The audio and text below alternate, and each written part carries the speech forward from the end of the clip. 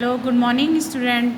आज हम क्लास 6 का चैप्टर नंबर कौन सा स्टडी कर रहे हैं बेटा? चैप्टर नंबर हम 8 स्टडी कर रहे हैं और पार्ट नंबर हमारा कौन सा है? थर्ड पार्ट है। ओके बेटा, तो इससे पहले 2 पार्ट मैंने आपको कंप्लीट करवा दिए हैं, उसके आगे की स्टडी मैं आपको आज करवा रही हूँ, ध्यान से समझना।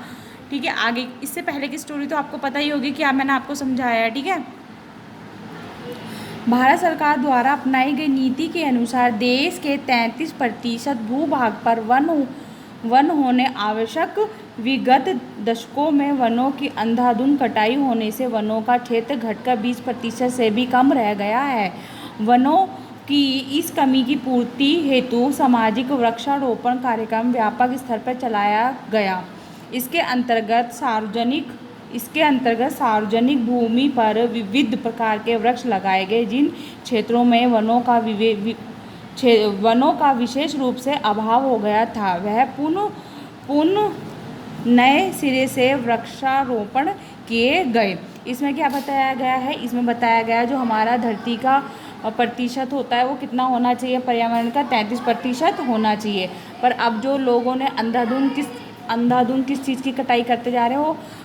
पेड़ों की अंधाधुंध कटाई करते जा रहे हैं, जिसके कारण हमारा पर्यावरण कितना रह गया है? घटकर 20% रह गया है। देश में वन क्षेत्र के विस्तार को दृष्टि में रखते हुए विभिन्न पंचवर्षीय योजनाओं में वन विस्तार को स्थान दिया जाता है। सामाजिक वानिकी संपूर्ण देश में वृक्षारोपण का व्यापक कार्यक्रम है। इस कार्यक्रम के अंतर्गत कृषकों के खेतों की मेड़ों तथा निकट की खाली भूमि में वृक्ष लगाने के लिए सरकार द्वारा पौधे उपलब्ध कराए जाते हैं। इसके अंतर्गत एक बच्चा एक पेड़ कार्यक्रम के अंतर्गत बच्चों को फलदार वृक्ष लगाने के लिए प्रोत्साहित किया जाता है। सामाजिक वानिकी कार्यक्रम की सफलता को सुनिश्चित कराने के उद्देश्य से प्रत्येक विकास खंड में प्राय 2 हेक्टेयर भूमि में पौधशाला की व्यवस्था की गई है। इन पौधशालाओं के लिए वन विभाग द्वारा विविध प्रकार के पौधे तैयार की जाती है। इस कार्यक्रम से अधिकाधिक क्षेत्रों को लाभान्वित करने के लिए गांव और नगरों के निवासियों के परामर्श से पौधों के रोपण क्षेत्रों का चयन एवं निर्धारण किया जाता है। इन रोपण क्षेत्रों में खेतों की मेड़ों की भूमि को भी सम्मिलित किया गया है। वृक्ष हमारे जीवन को सुखी और सुविधापूर्ण बनाने में अत्यधिक सहायक है। ये आंधी तूफान की तेजी गति को नियंत्रित करते हैं, भूमि में आर्द्रता बनाए रखते हैं तथा भूमि को अपनी जड़ों में जकड़कर चट्टानों और मिट्टी को खिसकने से रोकते हैं।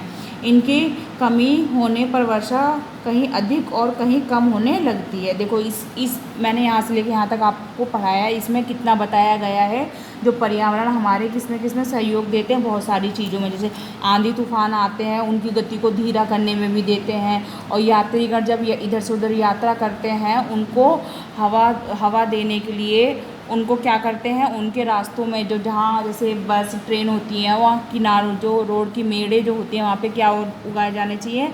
पौधे उगाए जाने। ये इस चीज़ के लिए बताया भी गया है, और इस चीज़ के कार्य पे ये क्या कर रहे हैं? अभी कार्य कर भी रहे हैं। ठीक है, यहाँ तक मैंने आपको बता दिया।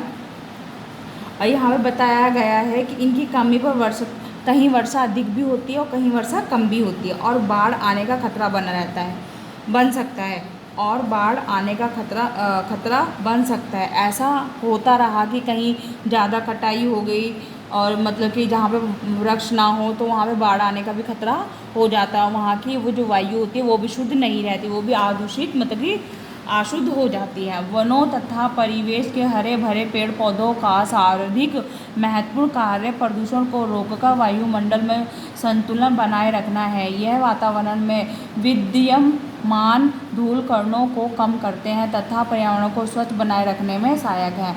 अतः वनों की अमूल्य संपदा का अत्यधिक लाभ उठाने, पर्यावरण को दूषित होने से बचाने तथा मानव जीवन को सुखी और आनंदपूर्ण बनाने के उद्देश्य से वनों के संरक्षण और वृक्षारोपण द्वारा हरितमय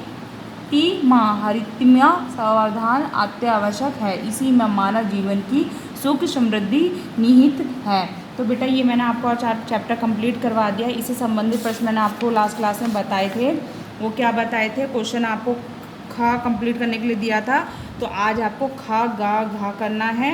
पूरा करना है कंप्लीट। और क्वेश्चन नंबर 5 भी करना है। ये है वाक्य प्रयोग, इसको वाक्य का प्रयोग करके सेंटेंस बनाना है। 7, 8 और 9 ये आपको अपना खुद बुक में ही करना है। तो आज की क्लास हमारी यहीं ख़त्म होती है।